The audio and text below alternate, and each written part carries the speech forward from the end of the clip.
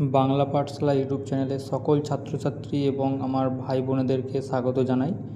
তোমরা আজকে দেখছো পঞ্চম শ্রেণীর বাংলা বিষয়ের যে গুরুত্বপূর্ণ প্রশ্ন আমি আলোচনা করব, সেই প্রশ্ন উত্তরগুলো অবশ্যই কিন্তু খাতায় তোমরা নোট করবে। কেউ কিন্তু ভিডিওটা এড়িয়ে যাবে না বা স্কিপ করবে না। পুরো ভিডিওটা প্রথম থেকে শেষ পর্যন্ত দেখো, তোমাদেরই উপকার হবে। চলো তাহলে আমরা ভিডিও শুরু করি। একের দাগের প্রশ্ন কি বলছে, সঠিক উত্তরটি বেছে নিয়ে লেখো 6টি। 1 × 6 = 6। কয়ের দাগের প্রশ্ন, গাছটি ভূতের নাচ করত সকালবেলা, সন্ধ্যাবেলা না রাত্রিবেলা? উত্তর হবে সন্ধ্যাবেলা। ক্ষয়ের দাগের প্রশ্ন, কুমির আর শেয়াল মিলে প্রথমে চাষ করেছিল আলু, আখ না ধান না পাট?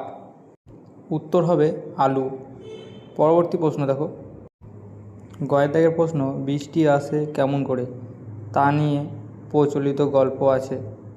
মেচ, রাভা, লেপচা দের কথার ভাঙাড়ে?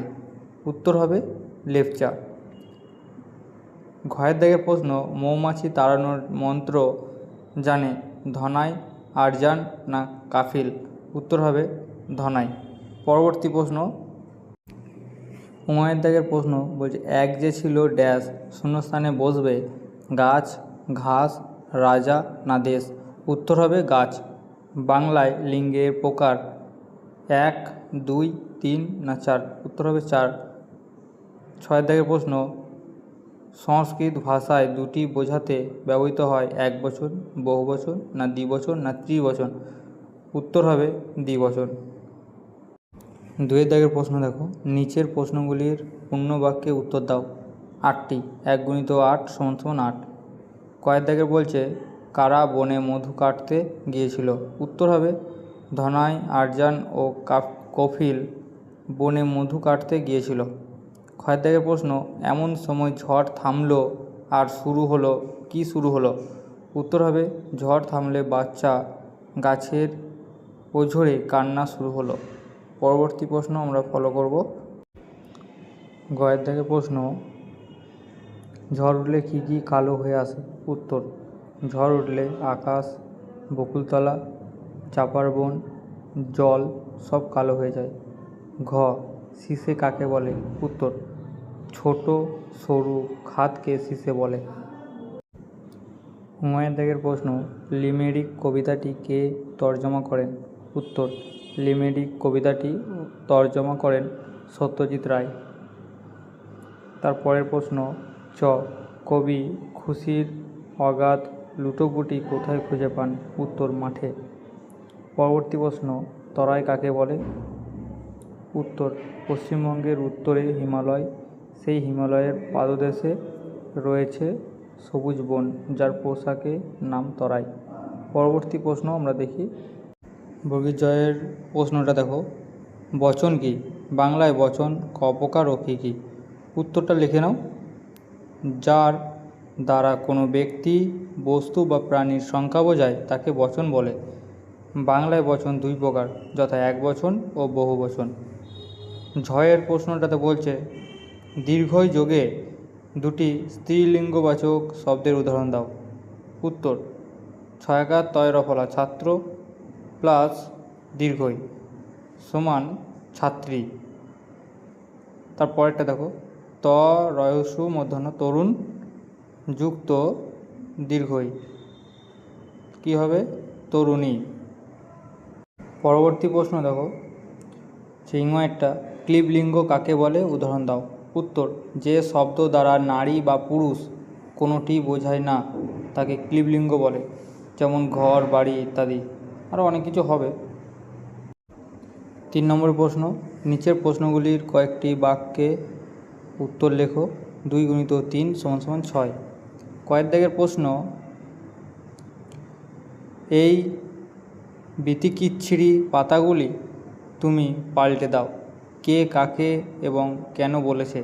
উত্তর, ফণিমনসা বনের পরীকে এ কথা বলেছে কারণ তার পাতাগুলো ছিল বিচ্ছিরি আর ছুঁচালো। খ ক্ষয়ের দাগের প্রশ্নটা দেখো, ধনাই কিভাবে বাঘের মুখ থেকে বেঁচে গেল? উত্তর, বাঘটি ধনাইকে লক্ষ্য করে ঝাঁপ দিলেও তার মাথাটি তবলা গাছে ধাক্কা খেয়ে সরু খাদের মধ্যে পড়ে যায়। এইভাবে ধনাই বাঘের মুখ থেকে বেঁচে গেল।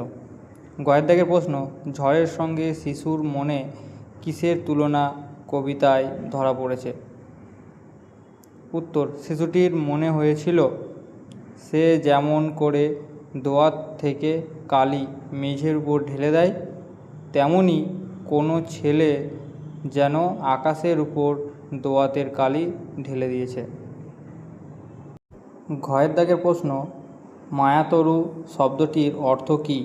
কবিতায় গাছকে মায়াতরু বলা হয়েছে কেন? উত্তর, মায়াতরু শব্দটির অর্থ হলো মায়াবী গাছ। কবি এখানে গাছটিকে দিনের বিভিন্ন সময়ে বিভিন্ন রূপে দেখেছেন। ক্ষণে ক্ষণে চেহারা বদলের জন্য গাছটিকে মায়াতরু বলা হয়েছে। 4 দাগে বলছে লিঙ্গ পরিবর্তন করো, 1/2 × 4 = 2। কয়ের দাগের প্রশ্ন বলেছে বিদ্বান, ক্ষয়ের দাগে বলেছে পূজনীয়া, গ কবি, আর ঘ হচ্ছে প্রকাশক। উত্তরগুলো দেখো, বিদ্বান হচ্ছে বিদুষী, পূজনীয়া হচ্ছে পূজনীয়, গয়ের দাগের হচ্ছে কবি, হচ্ছে মহিলা কবি, প্রকাশক প্রকাশিকা। পরবর্তী প্রশ্ন আমরা দেখি। 5 দাগের প্রশ্ন বলেছে নিচের শব্দগুলি বহুবচনে রূপান্তরিত করো, 1/2 × 2 = 1। ক ভক্ত, আর খ হচ্ছে আমি। উত্তর, ভক্ত হবে ভক্তবৃন্দ, আর আমি হবে আমরা। 6 দাগের প্রশ্ন কি বলছে, একই শব্দ দুবার ব্যবহার করে বহু বচনে রূপান্তরিত করার 2টি উদাহরণ দাও। উত্তর, মাঠে মাঠে, দিন কাটে, ছোট ছোট ছেলে। তো 7 দাগের প্রশ্নটা বলছে গ্রীষ্মের ছুটি কেমন কাটালে তা নিয়ে বন্ধুকে একটি চিঠি লেখো। তাহলে চিঠি আমরা কীভাবে লিখি, আমরা লিখতে হয় আমরা কম বেশি সবাই জানি। ক্লাস 5-এ পড়ছো, 5ম শ্রেণীতে, এটা না জানলে তো হবে না, এটা জানতে হবেই। এই 5ম শ্রেণী থেকে এবার চিঠি, তারপরে দরখাস্ত, যেগুলো সরকারি দপ্তরে দিতে হয়, এইগুলো কিন্তু জানতে হয়। তো চিঠিটা আমরা কম বেশি সবাই জানি কীভাবে কী লিখতে হয়।